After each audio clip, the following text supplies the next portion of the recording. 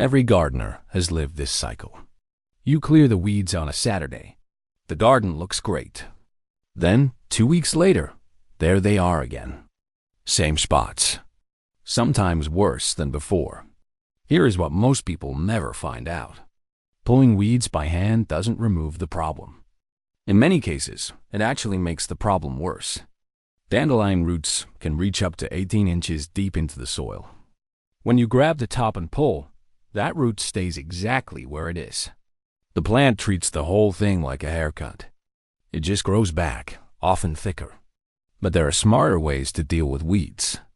Methods that work with your garden instead of against it. One method later in this video can prevent weeds from returning for up to 3 years without spraying a single thing. And another uses something most people throw straight into the bin every week. 5 methods.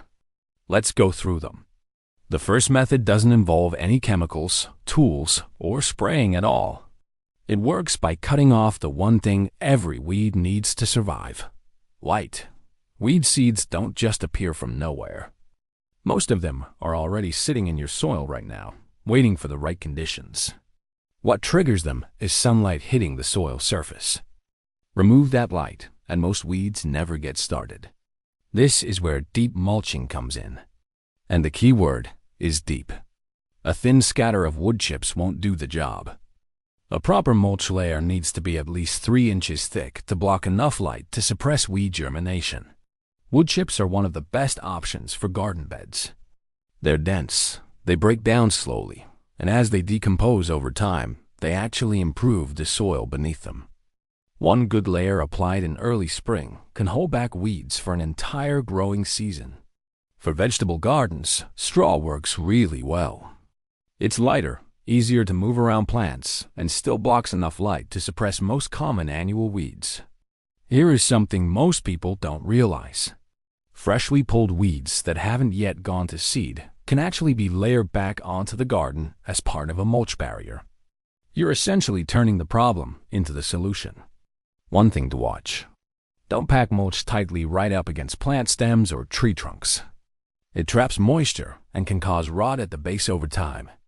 A properly mulched bed doesn't just look better. It becomes genuinely difficult for weeds to take hold in the first place.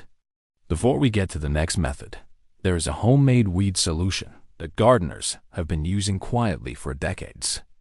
And its main ingredient costs almost nothing. White vinegar, specifically with at least 5% acidity, works as a natural contact herbicide. It disrupts the plant's ability to retain moisture. The leaves dry out, the plant weakens, and within 1 to 2 days most surface-level weeds are visibly dying. To make it stronger, mix it with a small amount of dish soap. The soap helps the solution cling to waxy leaf surfaces instead of beating off. Add a tablespoon of salt, and you increase the drying effect further. Apply it on a warm, dry day in direct sunlight for the fastest results. Now, there is an important limit to this method. It works on young weeds, annual weeds, and anything growing in cracks in hard surfaces. It does not reach deep tap roots. On older established weeds, it will kill what's visible above ground, but the root below may survive and regrow. More importantly, never apply this near your lawn or in soil where you want other plants to grow. Salt in particular can linger in the soil and affect growing conditions long after the weeds are gone.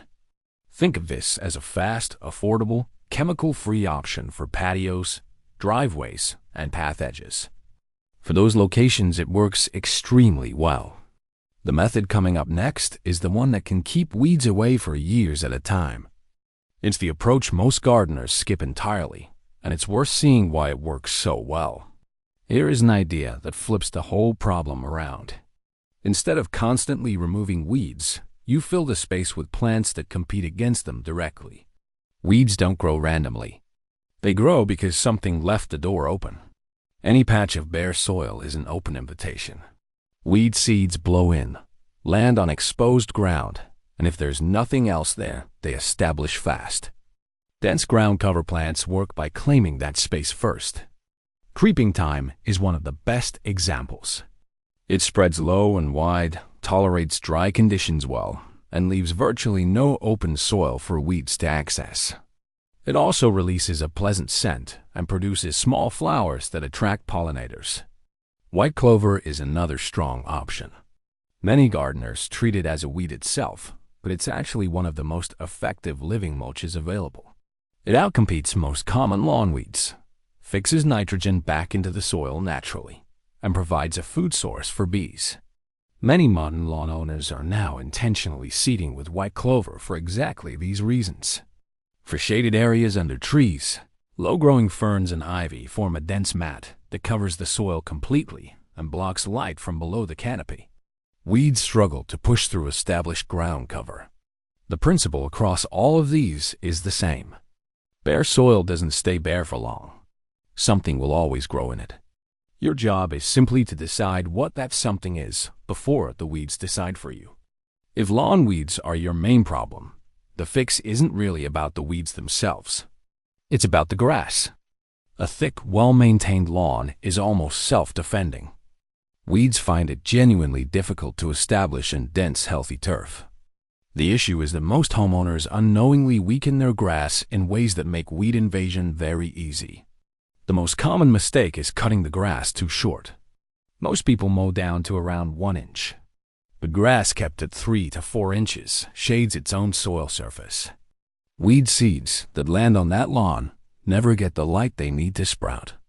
Grass that long becomes its own light barrier. The second issue is watering. Frequent shallow watering encourages shallow root growth across the whole lawn. Grass that is watered less often but more deeply develops stronger, longer roots. That kind of turf is far more resistant to both drought stress and weed competition. The third strategy is overseeding. Thin or patchy areas of lawn are magnets for weed establishment. Broadcasting fresh seed over bare or sparse patches in early autumn closes those gaps before weeds find them. A lawn with no gaps gives weeds nowhere to enter. A healthy lawn doesn't need to be flawless. It just needs to be dense enough that weeds have no space to land. This last method is the one that holds weeds back for years at a time. And it's the step most gardeners skip because it feels like extra work up front. It isn't. If you have a patio, path, or driveway with gaps between slabs, those gaps are where the problem starts. Weed seeds blow in with the wind, settle into the joints, find a little moisture, and establish surprisingly quickly. The gap itself is the entry point.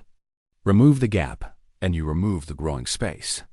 The best material for sealing paving joints is polymeric sand. It's a fine sand mixed with binding agents that activates when wet. You sweep it firmly into the joints between pavers, mist lightly with water, and it sets into a hard, stable surface. Unlike regular sand, polymeric sand doesn't wash away in rain or break down season to season. A properly sealed patio can stay almost entirely weed-free for 2 to 3 years without any ongoing treatment at all. For smaller cracks or irregular edges, exterior grout or a specialist joining compound does the same job. The principle is identical across all of them. A filled joint is a gap weeds cannot use. This takes a single afternoon to do properly. In exchange, you avoid years of ongoing weed work on hard surfaces. Most people who do it once say they wish they had done it far sooner. 5 methods. None of them involve pulling weeds by hand. All of them work better over time. Mulch the beds. Use natural sprays on hard surfaces. Plant something that covers bare soil before weeds do. Keep your grass thick. Seal the joints. Pick the one that fits your garden right now and start there. Here is something worth thinking about. Which part of your outdoor space is giving weeds the easiest foothold at this moment?